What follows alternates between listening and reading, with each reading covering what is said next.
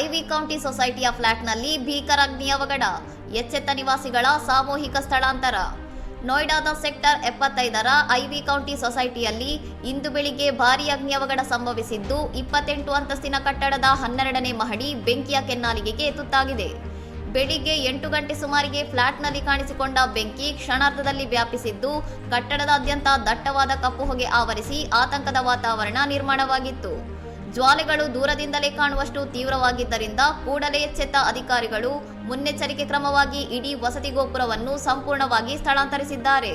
ಜೀವ ಉಳಿಸಿಕೊಳ್ಳಲು ನಿವಾಸಿಗಳು ಮೆಟ್ಟಿಲುಗಳ ಮೂಲಕವೇ ಹೊರಬಂದಿದ್ದು ಅಗ್ನಿಶಾಮಕ ದಳದ ಸಿಬ್ಬಂದಿ ಮತ್ತು ಪೊಲೀಸರು ಸ್ಥಳಕ್ಕೆ ಧಾವಿಸಿ ಬೆಂಕಿಯನ್ನು ಹತೋಟಿಗೆ ತರಲು ಕಾರ್ಯಾಚರಣೆ ನಡೆಸಿದ್ದಾರೆ. ಅದೃಷ್ಟವಶಾತ್ ಈ ಘಟನೆಯಲ್ಲಿ ಯಾವುದೇ ಸಾವು ನೋವುಗಳು ಸಂಭವಿಸಿಲ್ಲ ಎಂದು ಅಧಿಕಾರಿಗಳು ದೃಢಪಡಿಸಿದ್ದಾರೆ. ಬೆಂಕಿ ಹೊತ್ತಿಕೊಳ್ಳಲು ನಿಖರ ಕಾರಣವೇನು ಎಂಬುದು ಸದ್ಯಕ್ಕೆ ತಿಳಿದು ಬಂದಿಲ್ಲ. ಘಟನೆ ಕುರಿತು ಸಮಗ್ರ ತನಿಖೆಯನ್ನು ಕೈಗೆತ್ತಿಕೊಳ್ಳಲಾಗಿದೆ. ಇನ್ನಷ್ಟು ಸುದ್ದಿಗಳಿಗಾಗಿ ನೋಡ್ತಾ ಇರಿ ಸೌರಂ ಟಿವಿ.